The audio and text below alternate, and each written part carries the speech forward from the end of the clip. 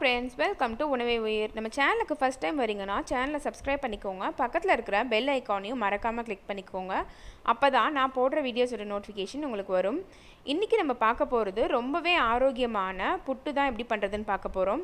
இந்த புட்டு செய்கிறதுக்கு அடுப்போ நம்ம வேக வைக்கவோ தேவையில்லை. இதை எப்படி ஆரோக்கியமாக செய்கிறது நம்ம பார்த்துடலாம். ஃபஸ்ட்டு ஒரு மிக்ஸி ஜாரில் நம்ம எடுத்து வச்சுருக்கிற 1 கப் அளவுக்கு அவலை நம்ம சேர்த்துக்க போகிறோம். சேர்த்துட்டு இதை ரவை பதத்துக்கு நல்லா உடச்சி எடுத்துக்கலாம். இப்போ இதை நல்லா அரைச்சி எடுத்தாச்சு.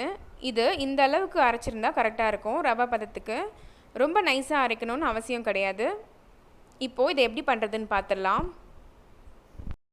ஒரு பவுலில் நம்ம எடுத்து வச்சுருக்கிற 1 கப் அவலை அரைச்சி எடுத்து வச்சுருக்கிறோம். அதை இது கூட சேர்த்துக்கலாம்.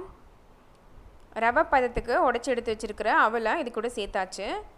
சேர்த்துட்டு இது கூட நம்ம காய்ச்சி ஆற வச்சு எடுத்து வச்சுருக்கிற 1/2 கப் பாலை யூஸ் பண்ண போகிறோம்.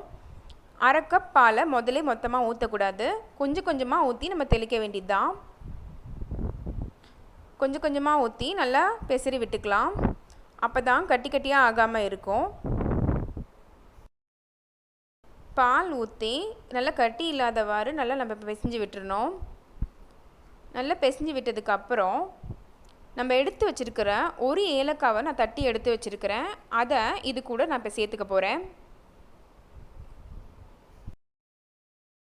ஏலக்காவை தட்டி வச்சது சேர்த்ததுக்கப்புறம் இது கூடவே நம்ம எடுத்து வச்சுருக்கிற தேங்காய் துருவலை நான் சேர்த்துக்க போகிறேன். நான் 2லேருந்து 3 டேபிள் ஸ்பூன் அளவுக்கு தேங்காய் துருவலை சேர்த்துக்க போகிறேன். 1 கப் அவலுக்கு இந்த அளவுக்கு தேங்காய் துருவல் கரெக்டாக இருக்கும். சேர்த்துட்டு இது கூடவே நம்ம எடுத்து வச்சுருக்கிற சர்க்கரையும் நம்ம சேர்த்துக்க போகிறோம். நான் 2 டேபிள் ஸ்பூன் அளவுக்கு சர்க்கரையை இது கூட சேர்த்துருக்கிறேன். இந்த சர்க்கரை எனக்கு கரெக்டாக இருந்தது. தேவைப்படுறவங்க கொஞ்சம் கூட கூட சேர்த்துக்கோங்க. சேர்த்துட்டு ஒன்று சேர நல்லா கலந்து விட்டுக்கலாம். இதை ஒன்று சேர நல்லா கலந்து விட்டாச்சு.